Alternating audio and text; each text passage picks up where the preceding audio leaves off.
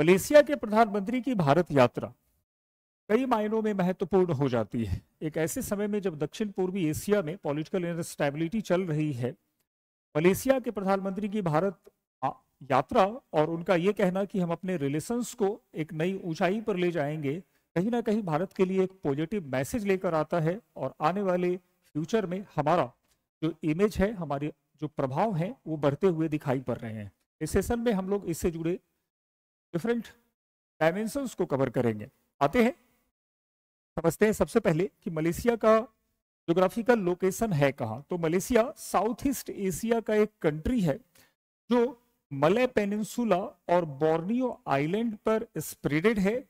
ये एक मुस्लिम dominant country है। About 95 to 96% of population in Malaysia follow Islam. Rest of the population minorities हैं, जिसमें हिंदू, बुद्धिस्ट, एटिसेट्रा है। कुल मिलाकर मलेशिया भारत से, अंडमान निकोबार से तो 200 से 300 किलोमीटर दूर है, लेकिन मुख्य भूमि से काफी दूर लोकेटेड है। मलेशिया के साथ जहां तक पॉलिटिकल रिलेशन की बात है, तो देखो ये बहुत पहले स्टार्ट हुआ इन 1957। हमने पॉलिटिकल रिलेशन को फॉर्मली स्टार्ट किया। वहां से हम देखते हैं कि पॉलिटिकल विजिट होते रहे। दोनों देशों के पॉलिटिकल लीडर ने एक दूसरे को इंटरनेशनल फोरम पर सपोर्ट किया, चाहे वो गुटनिरपेक्ष आंदोलन, नॉन अलाइन मूवमेंट हो, या फिर विकासशील देशों के हितों की बात। दोनों देशों के राष्ट्राध्यक्षों ने एक साथ समान रूप से इस बात का समर्थन किया। हालांकि इन 2020 में दोनों के रिलेशन खराब होते हैं जब मलेशिया के प्रधानमंत्री महातिर मोहम्मद जम्मू कश्मीर के इश्यू पर भारत की कड़ी आलोचना करते हैं। भारत सरकार ने 2019 में निर्णय लिया कि हम जम्मू कश्मीर के स्पेशल स्टेटस को खत्म करेंगे। तो इस बात को लेकर महातिर मोहम्मद यूनाइटेड नेशन में कहते हैं कि India invaded and occupied Kashmir. इस बीच रिलेशन बहुत ज्यादा खराब हो गए। भारत ने इस पर कड़ा रुख अपनाया और मलेशिया से आयात होने वाले पाम ऑयल पर प्रतिबंध लगा दिया। तो एक ऐसा दौर भी हम लोगों ने देखा जब दोनों देशों के बीच संबंध बिल्कुल टूट चुके थे, कट ऑफ हो गए थे। अब जब हमारे मलेशिया के नए प्रधानमंत्री आते हैं भारत, तो उन्होंने इस बात को भुला दिया और एक नए संबंधों की शुरुआत करते हुए वो दिखाई पड़ रहे हैं। देखो, इस विजिट का सबसे बड़ा निष्कर्ष है कि दोनों देशों ने यह तय किया कि अब अपने रिलेशनशिप को कॉम्प्रिहेंसिव स्ट्रेटेजिक पार्टनरशिप के लेवल पे ले जाएंगे। यहां समझना है कि कॉम्प्रिहेंसिव स्ट्रेटेजिक पार्टनरशिप का क्या आखिर मतलब है और किस तरह ये अन्य रिलेशनशिप से अलग है। कॉम्प्रिहेंसिव मींस व्यापक। व्यापक का मतलब कि सभी आयाम, जैसे हमारे डिफेंस हैं, पॉलिटिक्स हैं, हमारे स्पेस हैं, हमारे इकोनॉमिक्स है, हमारे ट्रेड है, इन सभी डायमेंशंस पर अब दोनों देश एक दूसरे के साथ सपोर्ट, कोऑर्डिनेशन रखेंगे। दोनों देश इन चीजों पर एक दूसरे को सपोर्ट करेंगे। स्ट्रेटेजिक लॉन्ग टर्म व्यू को रेफर करता है और दोनों देश इन सभी डायमेंशंस को एक साथ मिलाते हुए अपने रिलेशनशिप को प्रमोट करेंगे। और वाकई ये एक नई शुरुआत होगी जिसमें political, defence, security, economic, trade, digital technology, fintech, energy, health care, higher education, culture, tourism और पीपल टू पीपल कॉन्टैक्ट, ऐसे सभी आयामों को, डायमेंशंस पर अब दोनों देशों के डिप्लोमेट्स फोकस करेंगे। तो कहीं ना कहीं दोनों देशों के बीच एक ओवरऑल रिलेशनशिप बिल्डअप होने वाला है, जिससे इन फ्यूचर न केवल ट्रेड, कॉमर्स, बल्कि पॉलिटिकल रिलेशनशिप भी मजबूत होंगे। इसी बीच दोनों देशों ने यह तय किया कि देखो, जो कॉम्प्रिहेंसिव पार्टनरशिप है, इसको सपोर्ट करने के लिए ट्रेड, कॉमर्स का भी फ्लॉलेस होना जरूरी है। और यह तभी होगा जब दोनों देशों के बीच में ट्रेड के लिए currency, common currency, local currency हो। डॉलर जैसे किसी फॉरेन करेंसी पर अगर हमारी डिपेंडेंसी रही तो हमारे ट्रेड फ्लोलेस नहीं हो पाएंगे। हमारे जो ट्रेडर्स हैं, हमारे जो बिजनेस फर्म हैं, उनको कहीं ना कहीं डॉलर पर डिपेंडेंसी कम करनी पड़ेगी। तो इस कॉन्फ्रेंस में दोनों देशों ने तय किया कि हम रिजर्व बैंक ऑफ इंडिया और बैंक नेगारा मलेशिया के बीच सेटलमेंट को प्रमोट करेंगे। दोनों देश रूल रेगुलेशंस को समझेंगे और उसके बाद प्रमोशन के उपाय करेंगे। इसके साथ ही इंडियन रुपीस और मलेशियन रिंगिट, हमारी करेंसी का नाम रुपीस है और मलेशियन करेंसी का नाम रिंगिट है, इसको लेकर भी दोनों देश सहमत हैं कि हमारे ट्रेडर्स अपने लोकल करेंसी में एक्सपोर्ट इंपोर्ट कर सकते हैं। एक्सचेंज फैसिलिटी रिजर्व बैंक या मलेशिया की बैंक नेगारा मलेशिया हैंडल करेगी।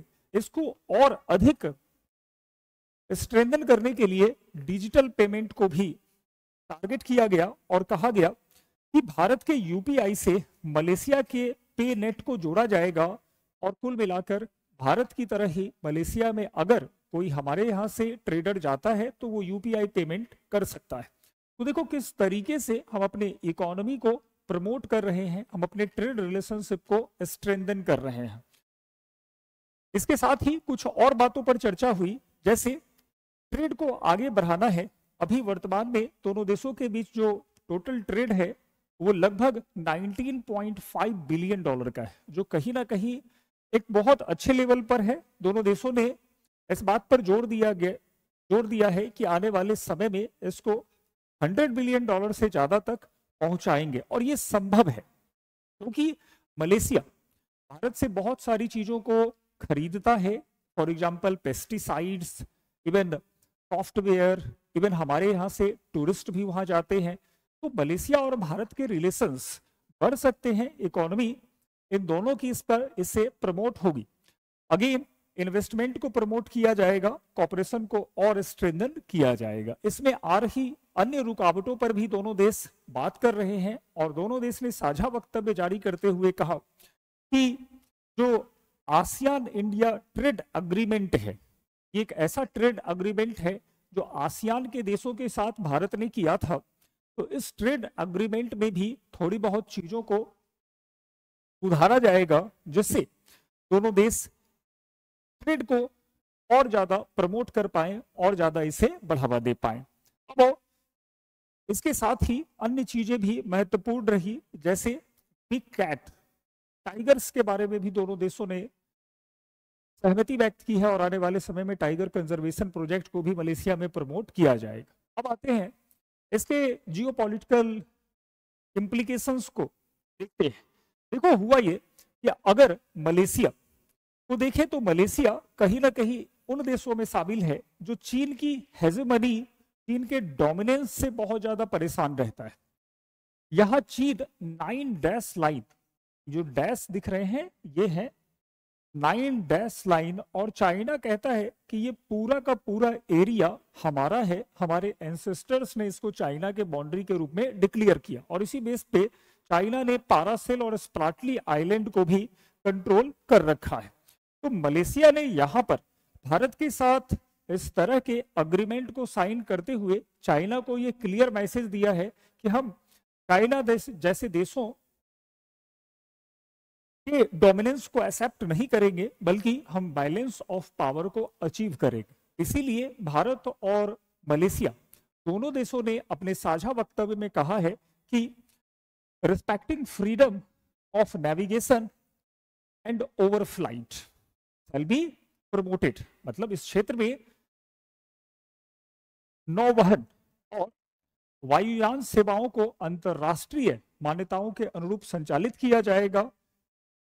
Again United Nation Convention on the Law of Sea को यहां पे लागू किया जाएगा और जितने भी क्षेत्र चाइना द्वारा क्लेम किए जा रहे हैं उन सभी को इंटरनेशनल लॉ के अकॉर्डिंग ही जज किया जाएगा, उनको सौंपा जाएगा। तो इस तरीके से भारत और मलेशिया ने चाइना को भी यहाँ पे मैसेज दिया है कि देखो हम आपसे डरने वाले नहीं हैं, हम आपसे झुकने वाले नहीं हैं, जो भी इंटरनेशनल लॉ है, रूल है, रेगुलेशंस है, हम उसको फॉलो करेंगे।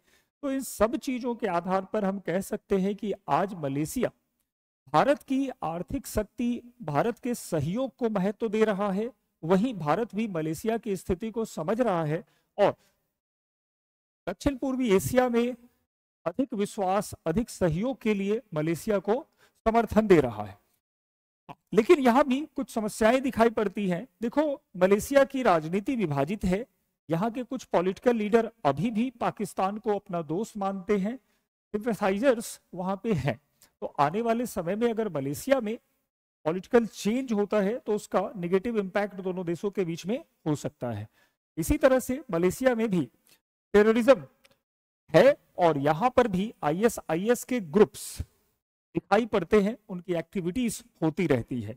तो जो भी स्टेप्स हम लोग ले रहे हैं उसमें इन चीजों को भी ध्यान में रखें। हाँ, लेकिन फ्यूचर कहीं ना कहीं इससे बहुत ज्यादा ब्राइट होने वाला है। हमारे ट्रेड इस एरिया में बढ़ेंगे। मलेशिया कहीं ना कहीं हमारे एक ट्रस्टवर्दी पार्टनर के रूप में दक्षिण एशिया में स्थापित होगा और भारत इन देशों के नेतृत्वकर्ता के रूप में एक नई छवि के साथ अंतर्राष्ट्रीय मंच पर आएगा।